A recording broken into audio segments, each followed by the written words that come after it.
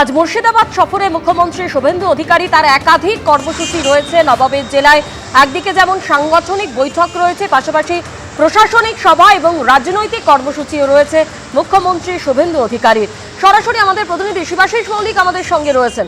শিবাশিস, আজকে একাধিক কর্মসূচি রয়েছে মুখ্যমন্ত্রী শুভেন্দু অধিকারী, তার মধ্যে অন্যতম রেজিনগরে একেবারে হুমায়ুন কবিরের গড়ে তার রাজনৈতিক সভাও রয়েছে। একদম তাই স্বর্ণিল, দেখো শুরুতেই তোমায় বলে রাখি যে এই মুহূর্তে আমি যেখানে দাঁড়িয়ে রয়েছি বহরমপুর, সেই বহরমপুর থেকে তার মুর্শিদাবাদ সফর কিন্তু শুরু হবে এবং প্রাথমিকভাবে বহরমপুর স্টেডিয়ামে তার কপ্টারে আসার কথা থাকলেও যেহেতু আমরা জানি যে আজ সকাল থেকেই আবহাওয়ার মুখ ভার এবং সে কারণে আকাশের মুখ যেহেতু ভার রয়েছে, তাই সড়ক পথে আনা হচ্ছে মুখ্যমন্ত্রী শুভেন্দু অধিকারীকে। তিনি সড়ক পথে বহরমপুরের উদ্দেশ্যে রওনা দিয়েছেন। বহরমপুরে যে বেসরকারি হোটেলের সামনে আমি দাঁড়িয়ে রয়েছি, এখানেই তার প্রথম কর্মসূচি এবং সেটি রাজনৈতিক কর্মসূচি। রাজনৈতিক একটি বৈঠক রয়েছে, সেই সাংগঠনিক বৈঠক, বিজেপির সেই সাংগঠনিক বৈঠকে কিন্তু বিজেপি নেতা হিসেবে মুখ্যমন্ত্রী শুভেন্দু অধিকারী তিনি অংশগ্রহণ করবেন। আনুমানিক দুপুর 2টো নাগাদ এই কর্মসূচিতে মুখ্যমন্ত্রী যোগ দেওয়ার কথা রয়েছে। নিরাপত্তা তুমি দেখতে পাচ্ছ, ভগবান শাহ যে ছবি তুলে ধরছেন। প্রাথমিকভাবে প্রস্তুতি চলছে, প্রস্তুতির শেষ পর্যায়ে। কয়েক ঘন্টার মধ্যে এখানে এসে পৌঁছবেন মুখ্যমন্ত্রী শুভেন্দু অধিকারী। এখান থেকে বেরিয়ে বহরমপুরের রবীন্দ্র সদনে যাবেন মুখ্যমন্ত্রী।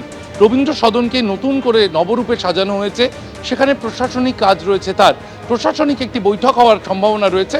রবীন্দ্র সদনে যাবেন মুখ্যমন্ত্রী শুভেন্দু অধিকারী তার প্রশাসনিক কাজের জন্য।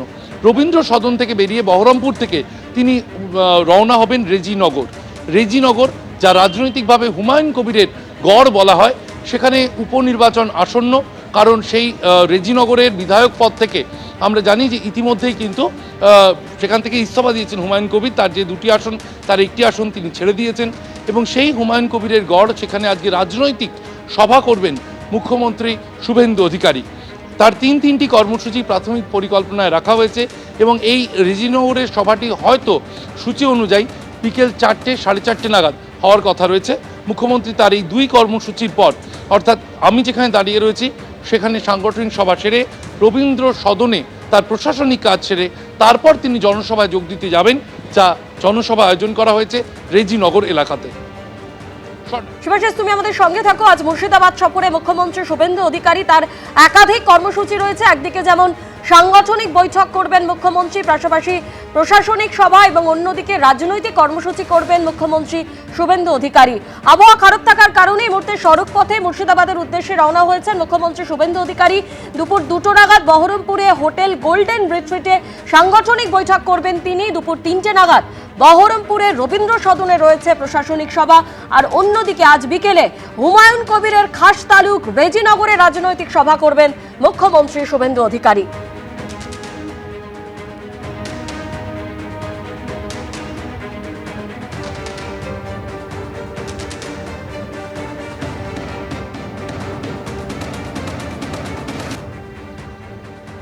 আর অন্যদিকে মুর্শিদাবাদে প্রশাসনিক বৈঠকে যাবার আগে কৃষ্ণনগর নামলেন মুখ্যমন্ত্রী শুভেন্দু অধিকারী।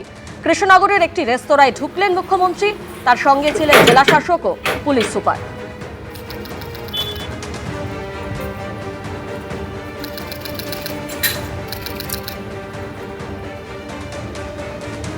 মুর্শিদাবাদে প্রশাসনিক বৈঠকে যাবার আগে কৃষ্ণনগরে নামলেন মুখ্যমন্ত্রী শুভেন্দু অধিকারী। কৃষ্ণনগরের একটি রেস্তোরাঁয় ঢোকেন তিনি, তার সঙ্গে ছিলেন জেলা শাসক ও পুলিশ সুপারও।